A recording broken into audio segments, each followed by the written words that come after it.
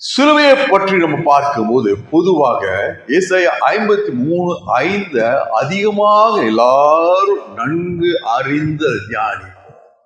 நம்முடைய மீறுதல் நிமித்தம் அவர் காயப்பட்டார், நம்முடைய அக்கிரமத்தை அவர் நொறுக்கப்பட்டார். இது இயேசு கிறிஸ்துவின் சரீரத்தில் பட்ட பாடுகளை பிரதானமாக சொல்கிறது. இயேசு கிறிஸ்து சரீரத்தில பாடுகளை அவர் அனுபவித்தார்.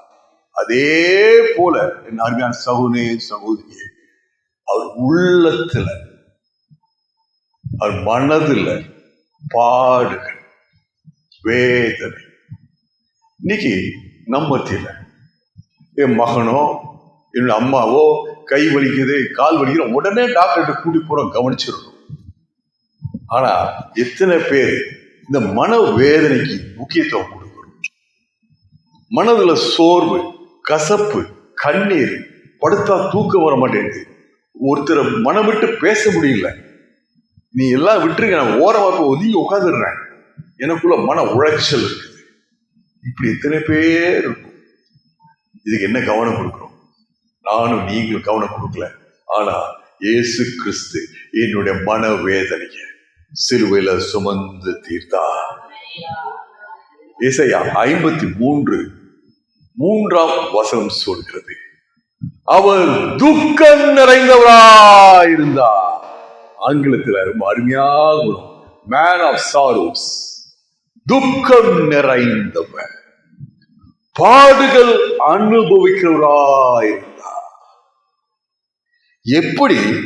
ஏசாயா 53:5 சொல்லுது, என்னுடைய மீறுதல்களை, என்னுடைய அக்கிரமங்களை அவர் சிலுவையில தன் சரீரத்தை சுமந்தார் சொல்லுதோ, அதே போல என் அருமையான சகோதரனே சகோதரியே, ஏசாயா 53:4 சொல்லுது, என்னுடைய துக்கங்களை சுமந்தார், என்னுடைய பாடுகளை சுமந்தார் சிலுவையில.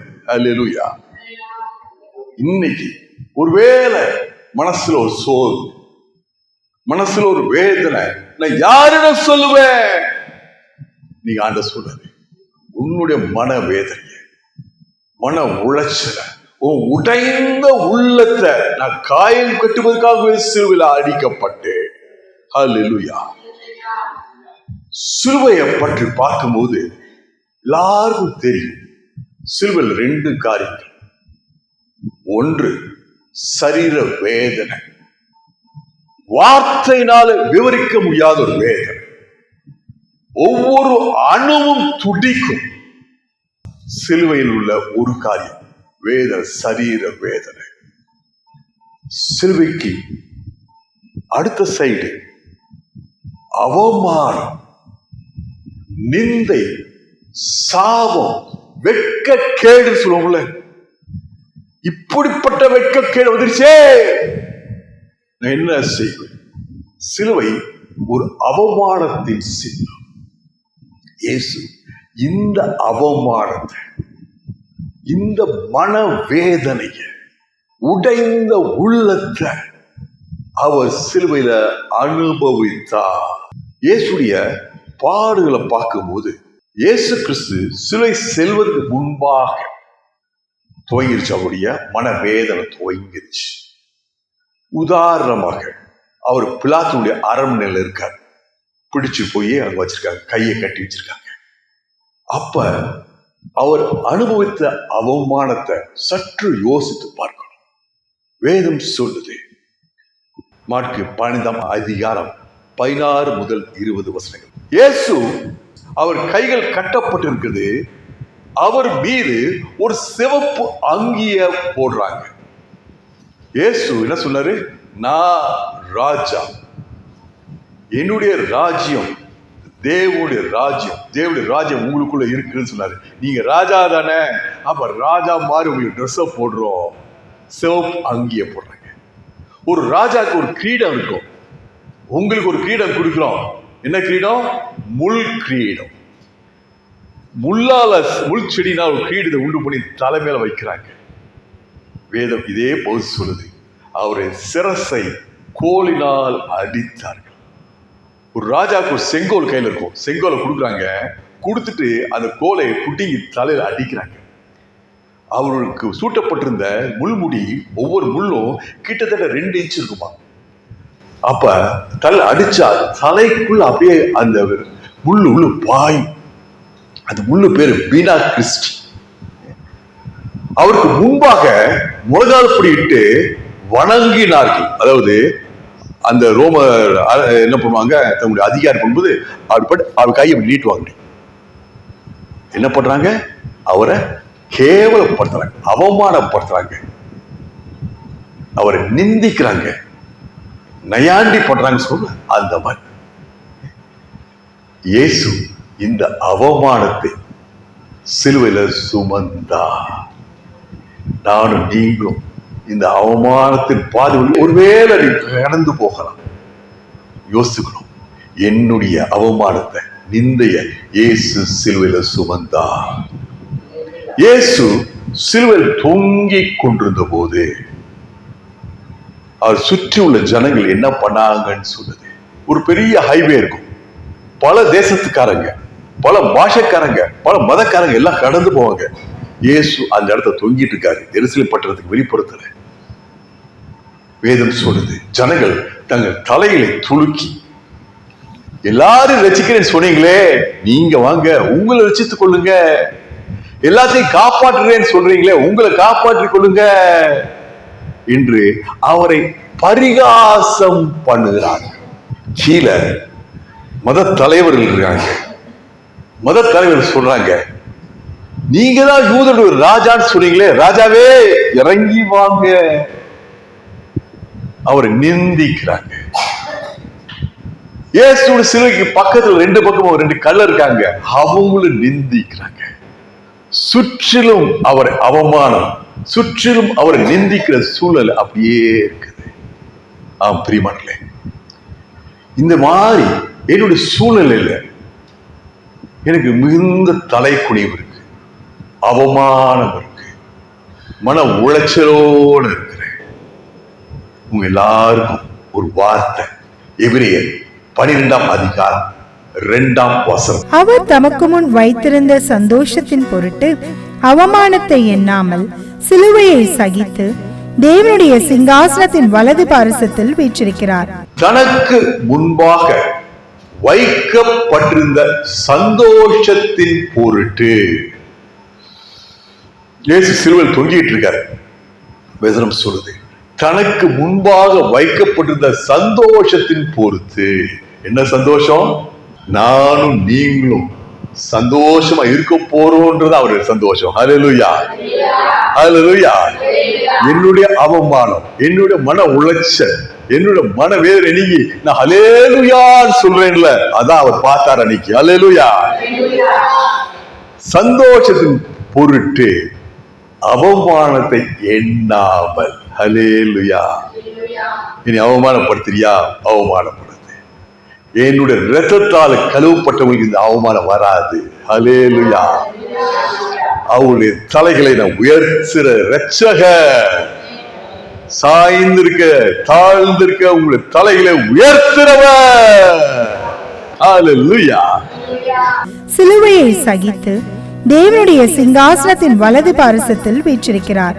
சிலுவையை சகித்து வெற்றிகரமாக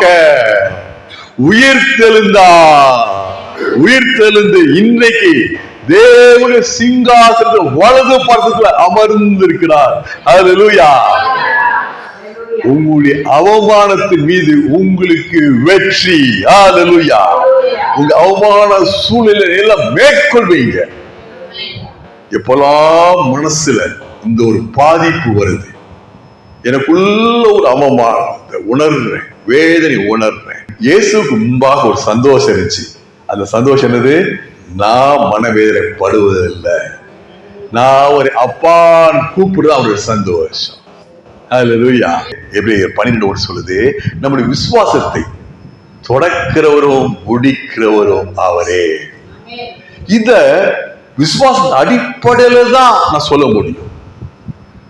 சூழலில் அவமானம் உண்டாக்குற சூழலில் வரலாம், ஆனா விசுவாசம், நான் சிலுவையை விசுவாசிக்கிறேன், இயேசு எனக்காக அவமானத்தை நிந்தைய சிலுவையில சுமந்து தீர்த்தார். ஹல்லேலூயா.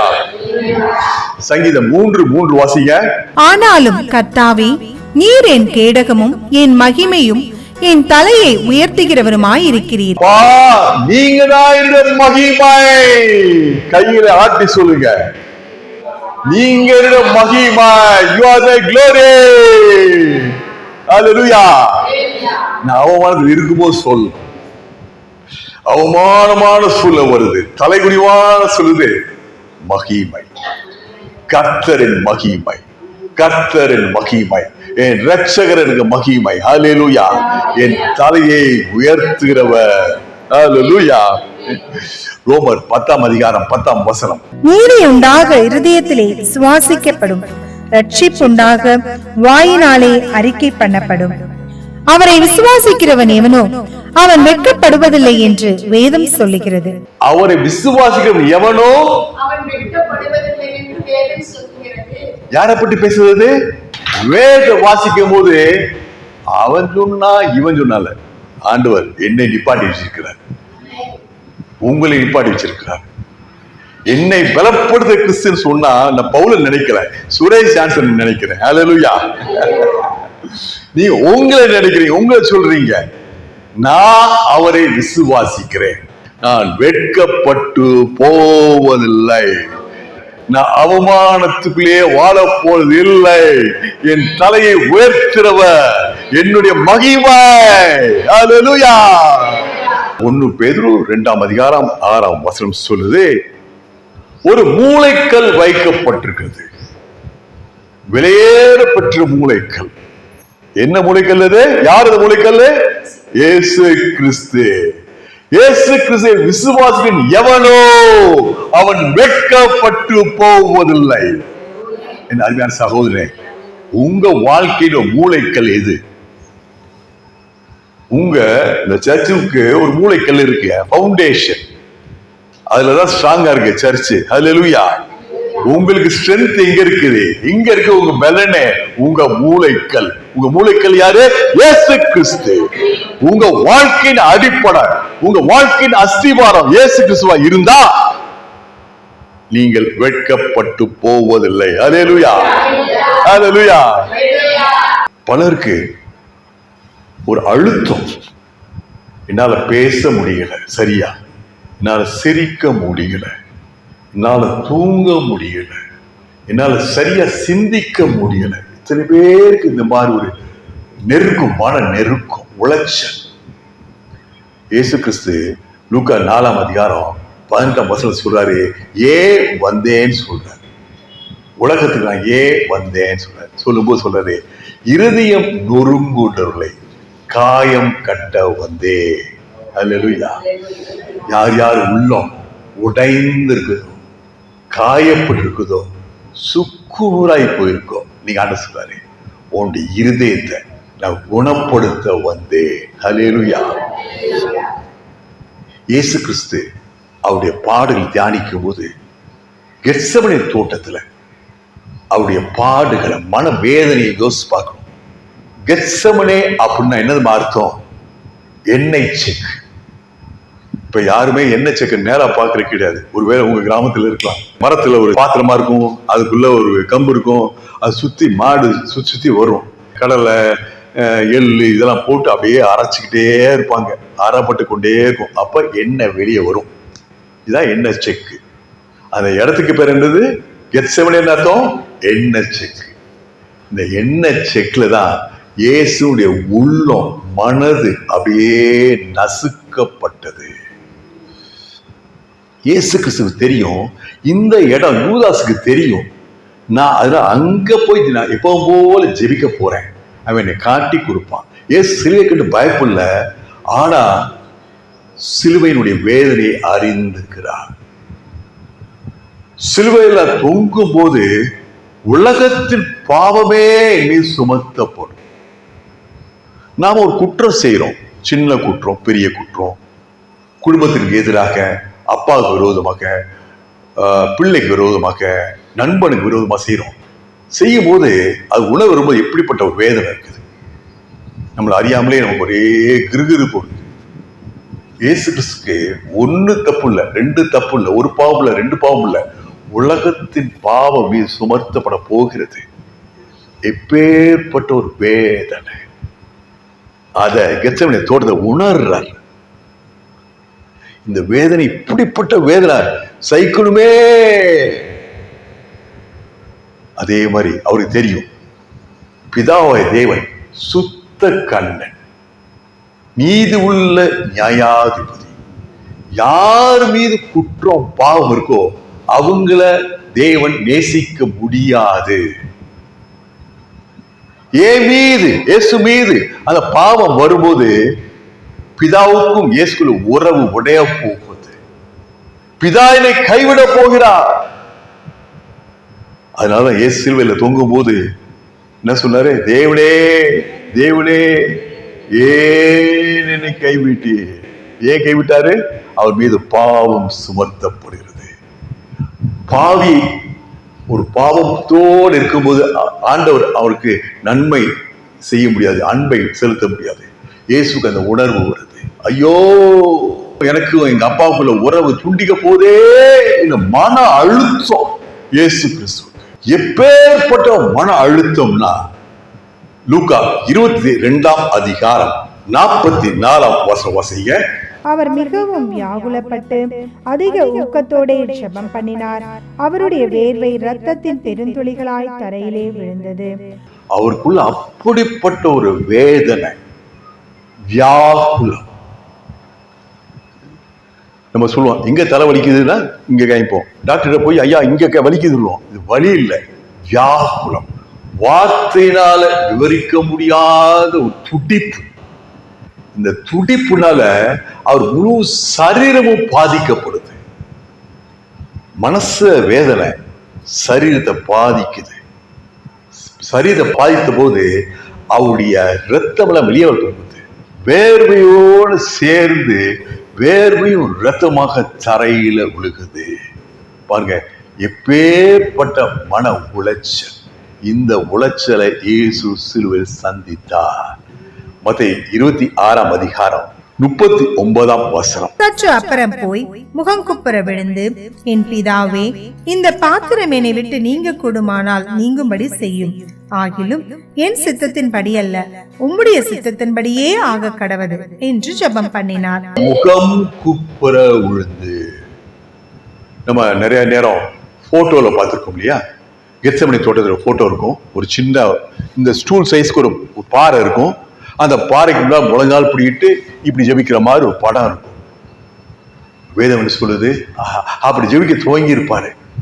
ஆனா மனவேதனை நெருங்க நெருங்க, உலகத்தின் பாவம் சுமர்த்தப்பட எங்க அப்பாவோட என்ன உறவு வெளியே போதே, உடைக்கப்பட போதே என்ற உணர்வு வர வர முகங்குப்புற விழுந்து. எபிரேயர் 5ஆம் அதிகாரம் 7ஆம் வசனம் சொல்லுது, சத்தம் போட்டு கதறி, பிதாவே, எங்க அப்பா, இந்த கசப்பான பாத்திரம் என்னை விட்டு நீங்க கூடுமானால் நீங்க செய்யுங்க செய்யுங்க. என்னால் இந்த பிரிவை தாங்க முடியல, என்னால் இந்த வேதனையை தாங்க முடியல. உன் சித்தமானால் நீங்க அப்படி செய்யுங்க. ஆனால் என்னுடைய சித்தம் அல்ல, உம்முடைய சித்தம். அல்லேலூயா. அந்த வேதனையில இயேசு என்னையும் உங்களையும் பார்த்தார். எனக்கும் உங்களுக்கும் அந்த மனவேதனை விடுதலை கொடுப்பதற்காக இயேசு சிலுவைக்கு சென்றார். எனக்கு உங்களுக்கு ஒரு பாவத்தின் அகோரம் என்னை உங்களை உளைச்சலுக்கு உண்டு பண்ணாதபடிக்கு இயேசு பாவத்தை தன் மீது ஏற்றுக்கொண்டார். அதை ஒரு விஷயம் நினைக்கிறார். இயேசு சொல்றாரு, என்னுடைய பிரியம் அல்ல, என்னுடைய சித்தம் இல்லைன்னு அர்த்தம் என்னது? என்னுடைய பிரியம் அல்ல, இது உமது பிரியம், உமது தெய்வீக திட்டம், உமது அனாதி தீர்மானம் நிறைவேறுவதாக. அல்லேலூயா.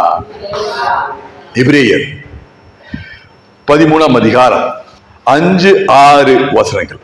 நீங்கள் பண ஆசை இல்லாதவர்களாய் நடந்து உங்களுக்கு இருக்கிறவைகள் போதும் என்று எண்ணுங்கள். நான் உன்னை விட்டு விலகுவதும் இல்லை, உன்னை கைவிடுவதும் இல்லை என்று அவர் சொல்லி இருக்கிறாரே. அதனாலே நாம் தைரியம் கொண்டு, கர்த்தர் எனக்கு சகாயர், நான் பயப்படேன், மனுஷன் எனக்கு என்ன செய்வான் என்று சொல்லலாமே. இயேசு கெத்செமனே தோட்டத்தில் அவருக்கு 2 பாரம். எங்க அப்பா என்னை கைவிட போறார், எனக்கும் என் பிதாவுக்குள்ள உறவு முறிந்து போக போகிறது. இன்னைக்கு நானும் நீங்களும் ஒரு வேலை நினைக்கலாம், சூழ்நிலைக்கு போகலாம். அவரை நம்பி இருந்தேன், அவர் என்னை கைவிட்டார். இவர் எனக்கு சொன்னாரு, அவர் நடத்தாம போயிட்டாரு. என் பிள்ளைங்க என்னை கைவிட்டாங்க, என் பெற்றோர் என்னை கைவிட்டாங்க, என் வாழ்க்கை துணை என்னை கைவிட்டாரு. ஆண்டவர் சொல்றாரு இந்த வசனத்துல, நான் உன்னை விட்டு விலகுவதும் இல்லை, உன்னை கைவிடுவதும் இல்லை. ஹல்லேலூயா. யார் உங்களை கைவிட்டாலும் ஆண்டவர் உங்களை கைவிடுவதில்லை. வசனம் சொல்லுது, நான் உன்னோட கூட இருக்கிறேன். ஹல்லேலூயா, ஹல்லேலூயா. எப்பெல்லாம் உங்களுக்கு தோணுதோ உலகனை கைவிட்டுருச்சுட்டு அப்ப சொல்ல போறீங்க, நான் தைரியமா சொல்றேன், என்னுடைய ஆண்டவர் என்னை கைவிட மாட்டார். நான் தைரியமா சொல்றேன். அதான் சொல்றாரு, கர்த்தர் என் சகாய. ஹல்லேலூயா. எனக்கு உதவி செய்வர் என் கர்த்தர், சிலுவை நாயகன் எனக்கு சகாயம் பண்றார், உதவி செய்கிறார்.